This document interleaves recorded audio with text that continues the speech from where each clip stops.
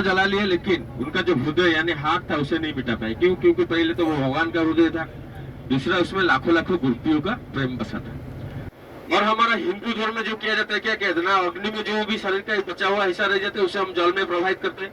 ठीक उसी तरह पांडवों ने उनके हृदय को एक लकड़ी के अंदर डालकर उसे जल में विसर्जन किया था, जो बाद में राजा इंद्रदुम्न को दारू ब्रह्म के रूप में प्राप्त हुए। क्योंकि देखिए, जो राजा इंद्रदुम्न थे वो विष्णुदत्त के बहुत बड़े उपासक थे और उनके मन में हमेशा विष्णुदत्त की दर्शन की लालसा रहती थी, इसलिए वो घोर तपस्या किया करते थे। तब विष्णु ने उनको स्वप्न में बोला था कि मैं तुम्हें दर्शन दूंगा, प्राप्त होऊंगा, लेकिन स्व शरीर नहीं, दारू ब्रह्म के रूप में। और उनके स्वप्न दृष्टि के अनुसार उनको वो प्राप्त हुए थे बाकी महानपरण दारू ब्रह्म के रूप में। और राजा जी इंद्रदुम्न को जब वो दारू ब्रह्म के रूप में प्राप्त हुए तो राजा जी ने उसको उनको तो उस ब्रह्म को दारू को तो निकाल लिया समंदर से, लेकिन अपने सारे राज्य के कारीगर को बुला लिए और बोले कि उसमें से विष्णु जी की मूर्तियों को तरस निकली।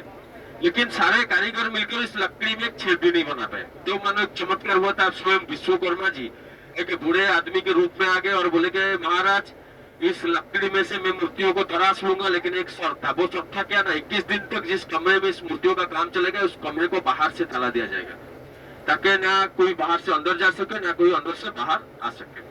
जो बात रानी गुंडीचा को सही नहीं लगा, क्योंकि उनका मानना था कि इतना बुरा कमजोर आदमी बिना खाए बिना पिए और भूख और प्यास में रहते हैं, कैसे 21 दिन तक काम करेगा। इसीलिए वो हर रोज जाकर वहां पर दरवाजे पर कान लगाकर सुनती थी कि अंदर काम चल रहा है या नहीं। पूरा 14 दिन तक वहां से आवाज आ रहा था, तो रानी गुंडीचा ने सोचा कि वहां 14 दिन तक आवाज आ रहा है तो सब कुछ सही काम चल रहा है। लेकिन 14 दिन बाद जब वो दरवाजे पर पहुंचे और वहां पर कान लगाकर सुनना चाहा तो वहां से कोई आवाज उनको सुनाई नहीं दिया।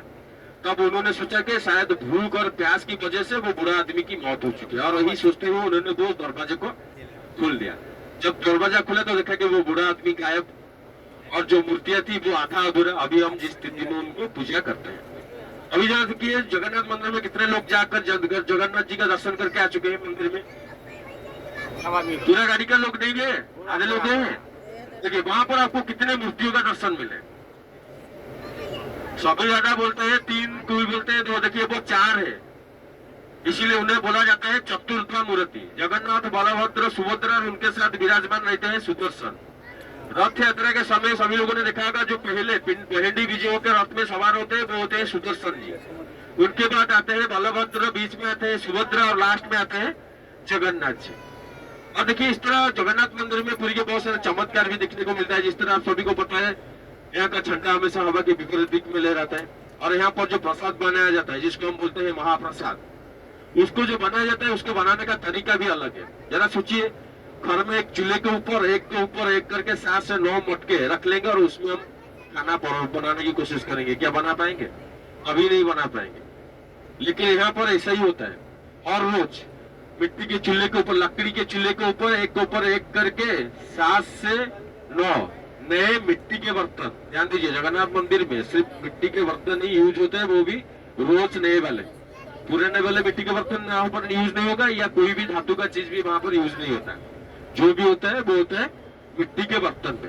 और जरा सोचिए, एक चूल्हे के ऊपर एक करके वो 7 से 9 मटके रखेंगे और उसमें प्रसाद को पकाने की कोशिश करेंगे। और प्रसाद पहले कौन सी मटके में पकता है ना, सबसे ऊपर जो मटका रखा जाता है उसमें पहले प्रसाद बनता है, और जो आग के ऊपर बिठाया जाता है उसमें सबसे लास्ट में। लेकिन अगर हम घर में ऐसा कोशिश करेंगे तो ऊपर को बनना दिखते दिखते नीचे से सब कुछ जल चुका होगा। लेकिन यहाँ पर ऐसा नहीं होता, इसलिए बोलते हैं कि यहाँ पर स्वयं माता लक्ष्मी रसोई में पधारते हैं, इसलिए यहाँ पर इस तरह का चमत्कार देखने को मिलता है। और देखिए, जो जगन्नाथ टेम्पल है इसे बनाया गया था 11वीं सेंचुरी में, और इसे बनाने वाले जो राजा थे उनका नाम था अनंग भीम देव। और देखिए, तो जगन्नाथ जी के बारे में हमारा पहला स्पॉट है चंद्रभागा।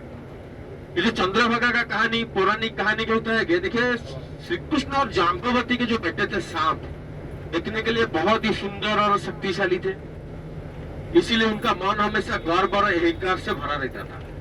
एक दिन जब नारद मुनि जी श्री कृष्ण जी से मुलाकात करने के लिए द्वारिका गए थे, तो वहां पर श्री कृष्ण जी नहीं थे। तब शाम ने उनको बोला था कि यहाँ पर तो पिताजी नहीं है, आप एक काम कीजिए, मुझे प्रणाम करके मेरा ही दर्शन करके यहाँ से चले जाइए, मेरा आशीर्वाद लेके। जो बात नारद मुनि जी को बहुत बुरा लगा था, और नारद मुनि जी को बुरा लगा मतलब वो तो फंसाएंगे, और उन्होंने अपना दिमाग लगाया और शाम को बोला, अरे शाम, तुम तो श्री कृष्ण जी के बेटे हो, और श्री कृष्ण जी हमेशा गोपियों के साथ नहाते, और तुम क्या अकेले नहा रहे हो? और श्याम भी बिना सोचे समझे सीधा चला गया, गोपियों के बीच नहाने लगा। और जब वो गोपियों के बीच नहा रहे थे तो नारद मुनि जी ने श्री कृष्ण जी को बुलाया और दिखाया कि देखिए आपका बेटा क्या हरकत कर रहा है। ये जो गोपियां है ये आपके प्रेमिका है, जो कि शाम के माता के समान है। और देखिए शाम अपनी माताओं के साथ कैसा व्यवहार कर रहा है, जिसको देखते ही श्री कृष्ण को गुस्सा आया था और उन्होंने शाम को श्राप दे दिया था कि उसकी सुंदरता नष्ट हो जाए और उसे कोढ़ की बीमारी लग जाए। और श्राप मिलने के बाद शाम को अपनी गलती का एहसास होता है और वो श्री कृष्ण नारद मुनि जी से क्षमा प्रार्थना करते हुए उनसे श्राप से मुक्ति पाने का मार्ग भी पूछा था। तब नारद मुनि जी ने उनको भेजा था कटक मुनि जी से मिलने के लिए। देखिए उड़ीसा का एक शहर है जिसका नाम है कटक। असल में उसी मुनि ऋषि के नाम के अनुसार उस शहर का नाम आया है कटक, क्योंकि वहां पर उनका आश्रम था। और शाम जब आकर कटक मुनि जी से मिले तो कटक मुनि जी ने उनको बोला था कहाँ पर ना अर्क क्षेत्र, अर्क मतलब पहिया, गुना को बोला जाता है अर्क क्षेत्र। अर्क क्षेत्र में आकर 12 साल तक एक पैर पर खड़े होकर सूर्यदेव की उपासना करने के लिए।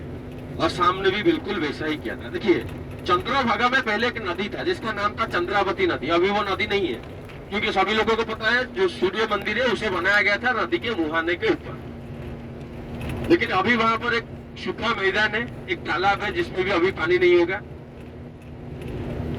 लेकिन वहां पर हर साल यहाँ पर लाखों संख्या के श्रद्धालु होते हैं। किस दिन ना माघ के महीने शुक्ल सप्तमी के दिन वहां पर डुबकी लगाने के लिए, क्योंकि सबका मानना है कि वहां पर डुबकी लगाने से शरीर में जितना भी स्किन डिजीज है वो सब अच्छे हो जाते हैं। और गंगा स्नान सागर में 7 डुबकी लगाने से जितनी पुण्य की प्राप्ति होती है, यहाँ पर बस 3 डुबकी लगाने से उतनी पुण्य की प्राप्ति होती है। और देखिए सामने यहाँ पर घोर तपस्या किया और 12 साल बाद उनको इस श्राप से मुक्ति मिला। इसीलिए हम हर साल माघ के महीने में बनाते हैं, क्या बनाते हैं, सांब दशमी। उस दिन हम क्या करते हैं, सूर्य देव की पूजा करते हैं, क्योंकि उसी दिन शाम को इस श्राप से मुक्ति मिला था। और देखिए ये तो रहा चंद्रभागा के बारे में। देखिए चंद्रभागा के में ध्यान दीजिए, कोई लोगों को पानी के अंदर नहीं जाना है, वहां पर गाड़ी रुकेगा बस 15 मिनट के लिए। और हमारा पहले स्पॉट है सी बीच, सभी लोग देख चुके हैं। यहाँ पर बस उतरना है, सी बीच के किनारे थोड़ा सा समुद्र का जल माथे पर छिड़कना है, सूर्य देव को प्रणाम करना है, फिर डायरेक्ट पहुंच पे। फिर वहां से हम आगे बढ़ जाएंगे कहाँ पर ना, सन टेम्पल कोणार्क। देखिए जो सन टेम्पल कोणार्क है, यहाँ पर आपको जो समय दिया जाएगा वो होगा 1 घंटा 20 मिनट, जिसमें से आधा घंटा आपको सूर्य टेम्पल के अंदर घूमना है, 10 मिनट फोटो खिंचवाने के लिए। और जो बाकी का 40 मिनट बचता है, उसी 40 मिनट में हम खाना पीना टॉयलेट वगैरह सब कुछ खत्म करके गाड़ी को पकड़ेंगे। क्योंकि देखिए एक बार जो सन टेम्पल कोणार्क से बस छूटेगा तो सीधा भुवनेश्वर, जो कि 2.5 घंटे का रास्ते में कहीं पर भी बस नहीं रुकेगा, क्योंकि कहीं पर भी टॉयलेट वगैरह जाने की सुविधा नहीं है। इसलिए सीधा जाकर बस रुकेगा कहाँ पर ना, लिंगराज टेम्पल में। इसलिए ध्यान दीजिए आपका जो बाकी का 40 मिनट लगता है, उसी 40 मिनट के अंदर खाना पीना टॉयलेट वगैरह सब कुछ खत्म करके गाड़ी में बैठेगा। और ध्यान दीजिए यहाँ पर जो आधा घंटा आप घूमेंगे एक गाइड के साथ आप घूमेंगे। क्यों? क्योंकि देखिए हर स्पॉट का स्पॉट गाइड अलग होता है। हम डायरेक्ट जाके स्पॉट पर स्पॉट गाइड नहीं बन सकते, लेकिन सिर्फ सन टेम्पल कोणार्क में ही आपको एक स्पॉट गाइड दिया जाएंगे, जिनके साथ आपको वहां पर 20 से आधा घंटा घूमना है। क्योंकि अगर आपके साथ वहां पर स्पॉट गाइड नहीं रहेंगे तो आप मंदिर के बारे में कुछ समझ नहीं पाएंगे कि कहाँ से जाना है, कहाँ से निकलना है, कुछ भी समझ नहीं पाएंगे। इसलिए वहां पर आपको एक स्पॉट गाइड दिया जाएगा, जिनके साथ आपको 20 से आधा घंटा घूमना है। और उसके बाद 10 मिनट आपको वहां पर मिलेगा फोटो खिंचवाने के लिए। उसके बाद सीधा ध्यान दीजिए जिस होटल में बस रुकेगा वहां पर पहुंचना है। अब देखिए जो सन टेम्पल कोणार्क है उसे बनाए थे राजा लांगुड़ा नरसिंह देव, जो के अनंग भीमदेव के बेटे थे। अनंग भीमदेव कौन, जो जगन्नाथ मंदिर को बनाए थे। और देखिए जो लांगुड़ा नरसिंह देव के जो माता थे वो सूर्य देव की बहुत बड़े उपासक थे, और उन्हीं की इच्छा की पूर्ति के लिए यहाँ पर सूर्य मंदिर को बनाया गया था। और देखिए जब इस सूर्य मंदिर को बनाया गया था तब राजा थे लांगुड़ा नरसिंह देव। उनको लांगुड़ा नरसिंह देव क्यों बोला जाता है? देखिए राजा जी का नाम है नरसिंह देव, लेकिन जब वो पैदा हुए थे तब उनके पिछवाड़े में एक पूछ था, और पूछ को उड़िया में बोलते हैं लांगुड़ा। इसीलिए राजा जी का नाम आया था लांगुड़ा नरसिंह देव। और राजा जी का लकी नंबर जो निकला था वो था 12, इसलिए इस मंदिर को 12 एकड़ की जमीन में बनाया गया है।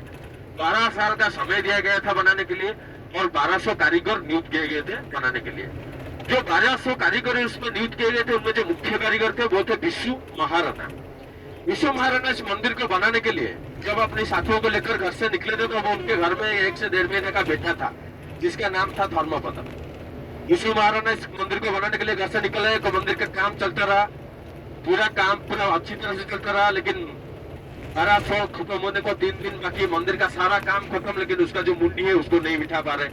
तब राजा जी का आदेश है, अगर 3 दिन के अंदर इस मंदिर का मुंडी को नहीं बिठाया गया तो जो 1200 कारीगर है उनका सर काट दिया जाएगा। और जब ये बात पूरे राज्य में फैला तो पूरा राज्य में हड़कंप मच गया।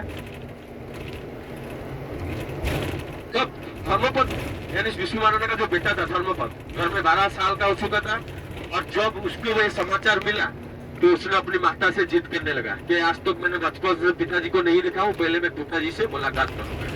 और उसके जिद किया कि उसकी माता बेबस थी, इसलिए अपने बगीचे से कुछ फल और घर के कुत्ते के साथ उनको भेज दिया, जाओ पिताजी से मुलाकात कर लो। और धर्मपद जब आकर कोणार्क में पहुंचे तो उनके हाथ से 2 दिन खत्म हो चुके थे, उनके हाथ में बस एक ही रात बाकी था। लेकिन धर्मपद ने कुछ साथियों को लेकर उसी एक ही रात में उस मंदिर को मुंडी को बिठा दिया। मंदिर का मुंडी तो बैठ गया, लेकिन वो खुशी थोड़ी देर के लिए खुशी था, क्योंकि सभी कारीगर का मानना था कि अगर महाराज जी को पता चला कि 1200 कारीगर मिलकर जो काम को 12 साल में नहीं करते, एक 12 साल के लड़के ने एक रात में कर दिखाया, तो क्या होगा? जब वो 12 साल के लड़के को राजा इनाम देंगे, लेकिन 1200 कारीगर को मौत मिलेगा। क्यों? क्योंकि देखिए रात्रि का लकी नंबर था 12, इसीलिए 1200 कारीगर नियुक्त किए गए थे। लेकिन यहाँ पर क्या होता है ना, 1201 हो रहे। और यही चीज सोचते हुए जब सारे कारीगरों में हंगामा चल रही थी, तो धर्मपद ने क्या किया ना, 1200 कारीगर को बचाने के लिए इस मंदिर की चढ़ाई करके वहां से छलांग लगाकर खुदकुशी कर ली, क्योंकि उसका मानना था कि अगर 1200 कारीगर जिंदा रहे तो और भी 1200 कोणार्क बनाया जा सकता है। लेकिन अकेला धर्मपद और एक भी कोणार्क नहीं बना सकता था, इसीलिए वो 1200 कारीगर को बचाने के लिए अपनी जान दे देता है। और जान दे देने के बाद इस मंदिर को अपवित्र घोषित कर दिया जाता है। इसलिए यहाँ पर जो सूर्य और चंद्रदेव की प्रतिमा थी वहां पर पूजा नहीं की जाती, उससे पुरी के जगन्नाथ टेम्पल में पूजा की जाती है। देखिए पुरी के जगन्नाथ मंदिर के अंदर जो सूर्य चंद्र की जो मंदिर है वहीं पर उस मूर्तियों को पूजा की जाती है। और देखिए जगन्नाथ टेम्पल के आगे जो स्तंभ दिख रहे हैं, अरुण स्तंभ, वो भी यहाँ से लेकर वहां पर स्थापित किया गया बाद में। कैसे? देखिए जब मुगलों ने कलिंग के ऊपर आक्रमण किया था, क्यों? क्योंकि उनका मानना था कि अगर हम जगन्नाथ मंदिर को तोड़ देते हैं तो पूरा हिंदू धर्म को ही तोड़ देंगे। और जो कि पुरी यानी जगन्नाथ टेम्पल एक धाम है, पुरी एक धाम है, तो अपनी धाम को बचाने के लिए छत्रपति शिवाजी मुगलों के विरुद्ध यहाँ पर युद्ध छेड़ देंगे। और उन्होंने यहाँ से मुगलों को हटाकर कलिंग को फिर से स्वतंत्र किया था, और अपनी स्मृति के रूप में सन टेम्पल कोणार्क से सूर्य चंद्रदेव की प्रतिमा और उस अरुण स्तंभ को लेकर जगन्नाथ मंदिर में स्थापित किया था। क्योंकि देखिए जगन्नाथ विष्णु जी के जो वाहन होते हैं वो होते हैं गरुड़, अरुण जो होते हैं वो सूर्यदेव के वाहन होते हैं, जो कि सूर्यदेव की प्रतिमा को वहां पर ले गए थे, इसलिए उनके साथ अरुण स्तंभ भी लेकर जगन्नाथ मंदिर के सामने स्थापित किया गया है। तो ये तो रहा कोणार्क के बारे में। आगे जैसे मैंने आपको बोला था, यहाँ पर आपको समय दिया जाएगा 1 घंटा 20 मिनट 40 मिनट मंदिर के अंदर, आधे घंटे गाइड के साथ 10 मिनट फोटो खिंचवाने के लिए, और बाकी का जो समय बचता है उसमें आज का खाना पीना टॉयलेट वगैरह खत्म करके हम गाड़ी में बैठेंगे। देखिए जैसे ही वहां से कोणार्क में हम छोड़ेंगे उसके बाद हम सीधा चलेंगे लिंगराज टेम्पल, लेकिन रास्ते में से ही मैं आपको दिखा दूंगा कौन सा ना, धौलगिरी। और देखिए धौलगिरी, लिंगराज टेम्पल और बाकी का जो स्पॉट रहता है उसका जो इतिहास है मैं आपको आगे बढ़ाऊंगा। लेकिन अभी हम चंद्रभागा के नजदीक पहुंचने वाले हैं, उससे पहले कलेक्शन करना पड़ेगा, टिकट मंगाना पड़ेगा। क्योंकि देखिए अगर आप लोग टिकट खरीदने के लिए जाएंगे तो आपको लाइन में खड़े होकर आपका घंटा 1 घंटा वहां पर चला जाएगा। इसीलिए ही कलेक्शन किया जाता है, ताकि आप स्पॉट में से पहुंचने से पहले आपका टिकट हम ले सके। इसलिए ध्यान दीजिए, जो कोणार्क में आपका खर्चा है वो है 60 रुपीज, टिकट का 40, जो गाइड आपके साथ रहेंगे वो उनका है 20, वहां पर आपका खर्चा है 60 रुपीज। और जो खंडगिरी और उदयगिरी है वहां पर आपका खर्चा है 20 रुपीज। और देखिए खंडगिरी उदयगिरी में अगर आप लोग टिकट खरीदने के लिए जाएंगे तो आपको वहां पर आएगा 25 रुपीज, लेकिन हमारा वहां पर आता है, हमारे लिए टिकट आता है 20 रुपीज। और जो नंदनकानन जू है वहां पर टिकट का रेट है 50 रुपीज और गाइडिंग चार्ज 50 रुपीज। और ध्यान दीजिए जो गाइडिंग चार्ज 50 रुपीज वो है कंपल्सरी सबके लिए, चाहे आपको स्पॉट